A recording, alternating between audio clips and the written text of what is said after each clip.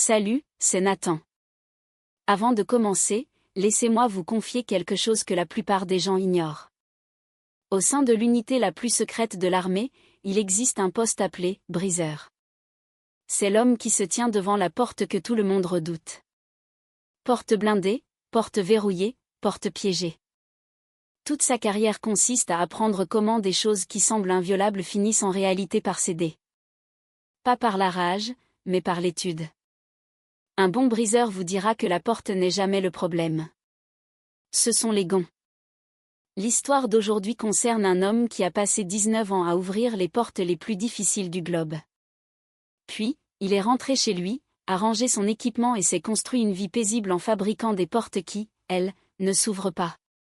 La famille de sa femme pensait que le calme était synonyme de faiblesse.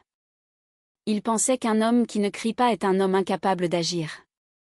Alors, quand 4 adultes ont envoyé sa fille de 17 ans au bloc opératoire en appelant cela une « leçon de discipline », il s'attendait à ce qu'il hurle, qu'il porte plainte ou qu'il rampe. Il n'a rien fait de tout cela. Il a souri. Et en 6 jours, chacun d'entre eux a appris ce que ce sourire dissimulait.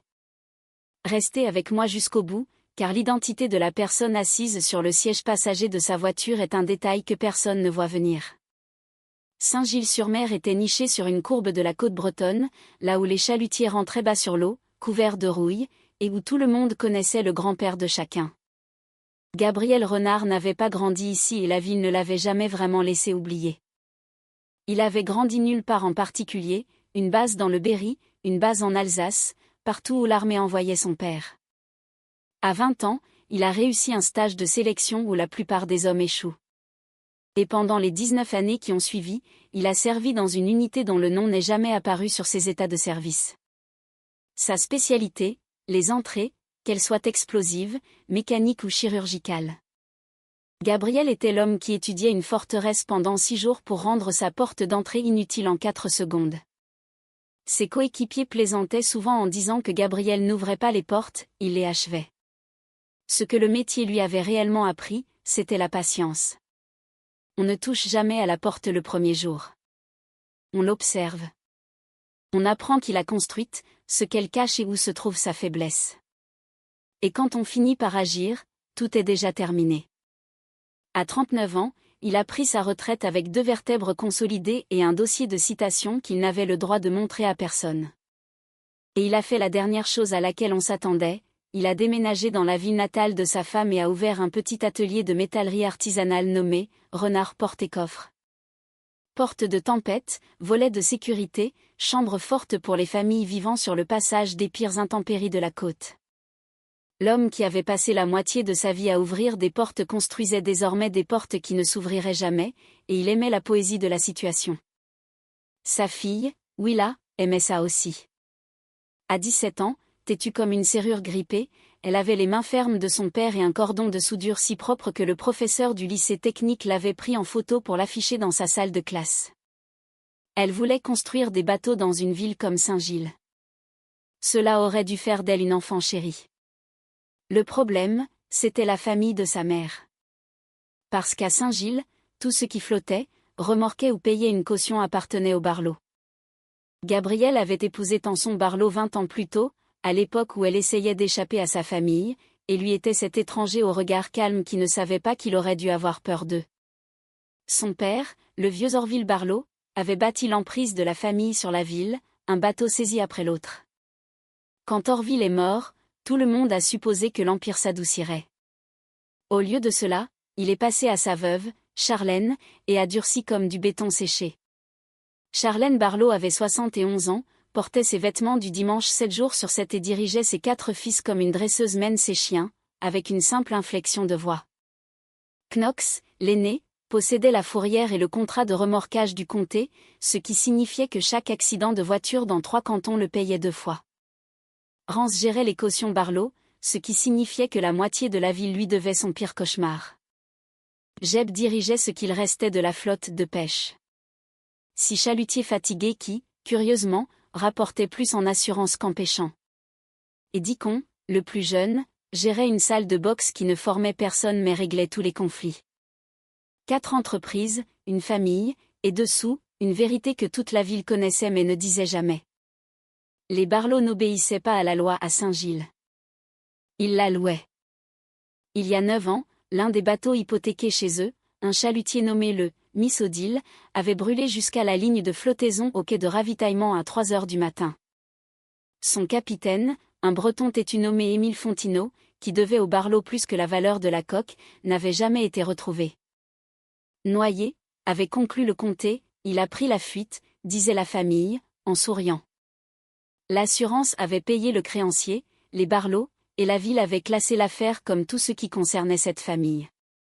Les ennuis ont commencé, comme toujours, avec une gamine qui faisait trop bien son travail. Willa passait son été à faire des soudures au chantier naval des Barlow parce que Tanson pensait que cela rapprocherait les deux familles et parce que les Barlow aimaient profiter de ses compétences gratuites.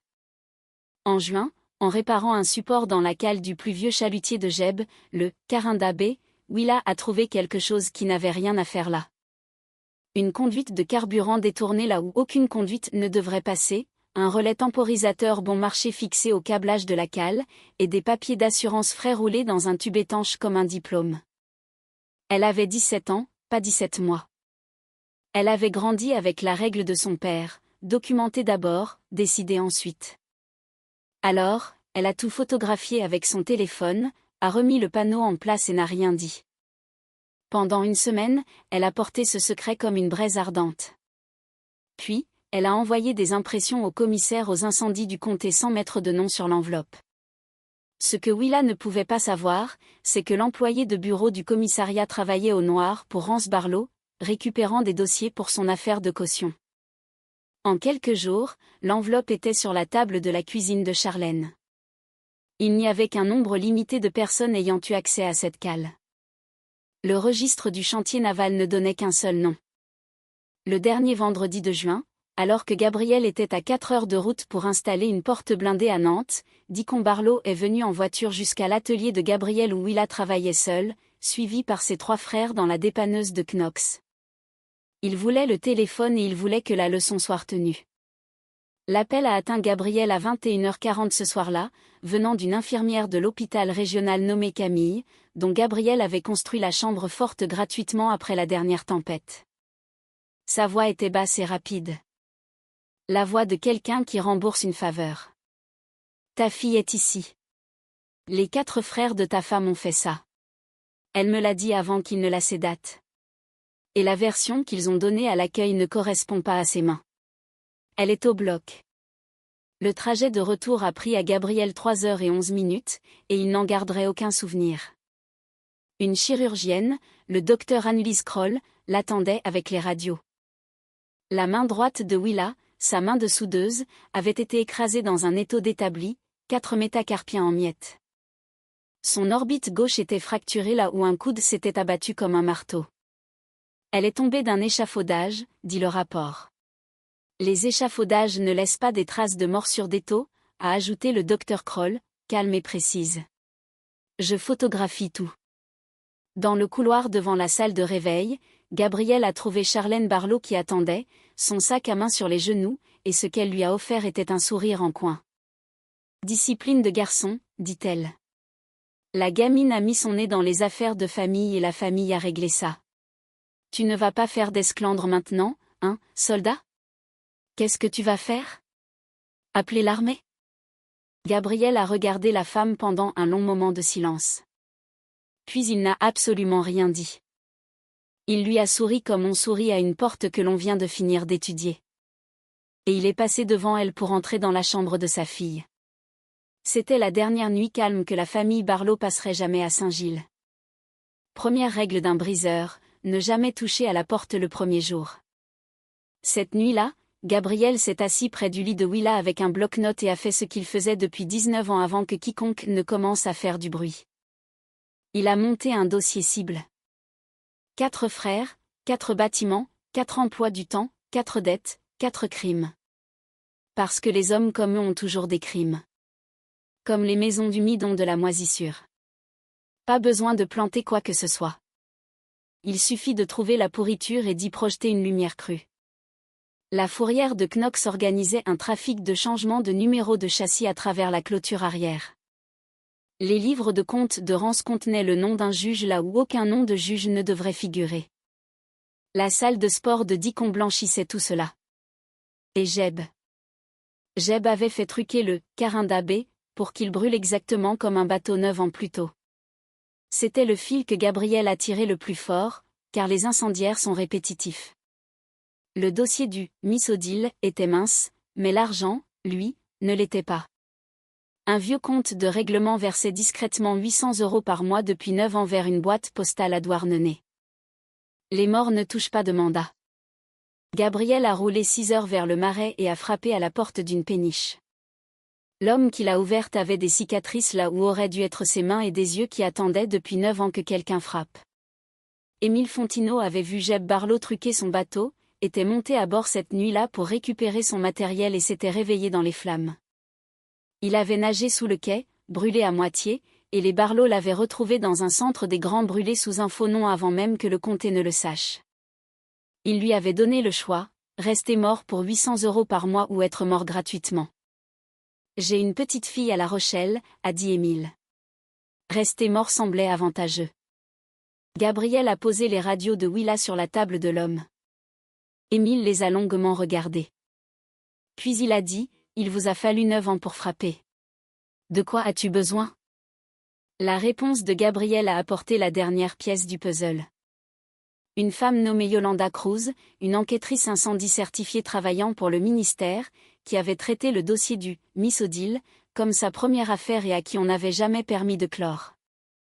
Une victime vivante change tout, mais les procédures fédérales sont lentes, a prévenu Cruz.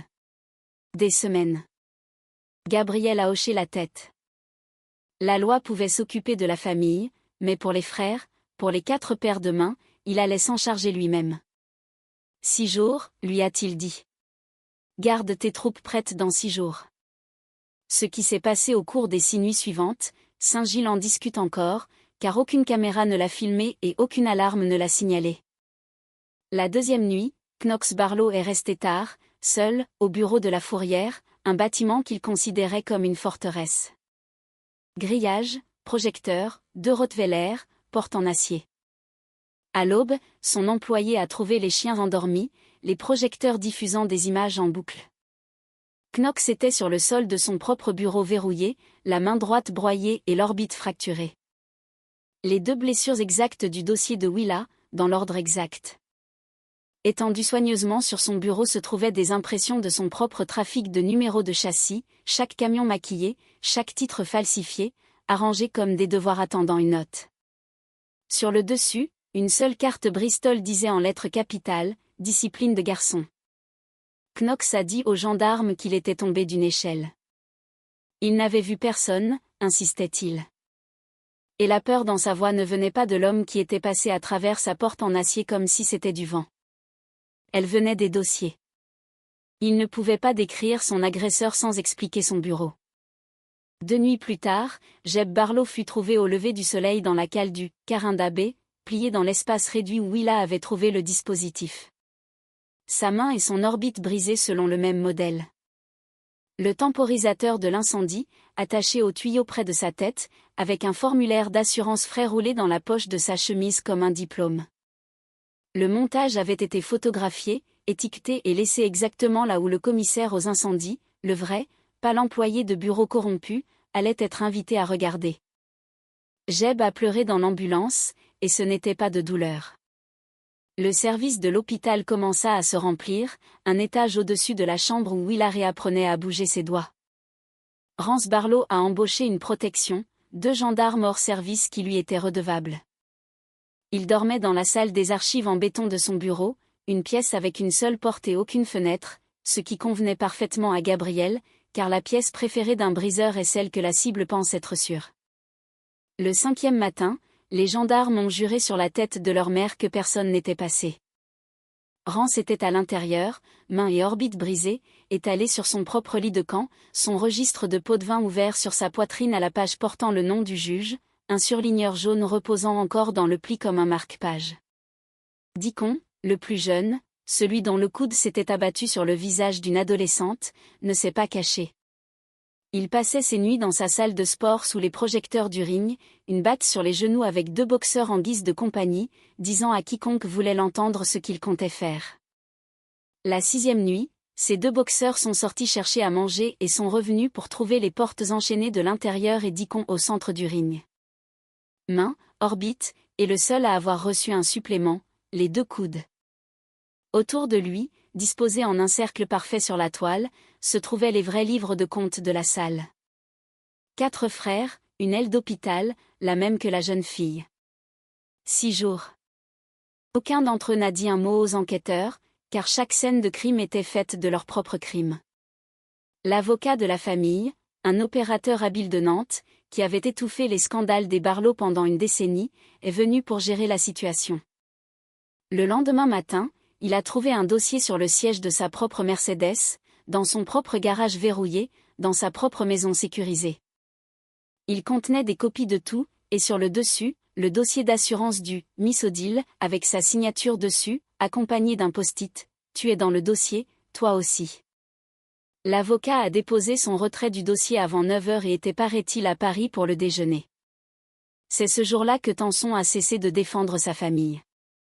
Elle avait passé une semaine à se dire que ses frères n'avaient fait peur à la jeune fille que pour son bien, parce que l'alternative était insupportable. Puis Gabriel, sans un mot, a posé les photos du téléphone de Willa et la marque de l'étau du docteur Kroll côte à côte sur la table de la cuisine et est sorti de la pièce. Quand il est revenu, sa femme les fixait toujours, et elle avait compris. « Ils veulent s'asseoir, dit-elle doucement. Maman appelle toute la famille au chantier naval demain soir. Elle dit que c'est pour faire la paix. Gabriel, ce n'est pas pour faire la paix. » Il a embrassé le sommet de sa tête. « Je sais, a-t-il dit. Je compte dessus. » Il l'attendait au chantier naval le lendemain soir. Et ce n'était pas une négociation. C'était un encerclement. 11 personnes. Les frères de Charlène, les cousins d'Orville, 2 neveux moulés dans le même moule que Deacon. Disposés en un fer à cheval lâche, camion et mauvaises intentions mêlées. Clé à pipe et manche de pioche tenue bas, de cette manière dont les hommes tiennent des objets qu'ils font semblant de ne pas porter. Gabriel a fait avancer son pick-up lentement au milieu d'eux et s'est arrêté.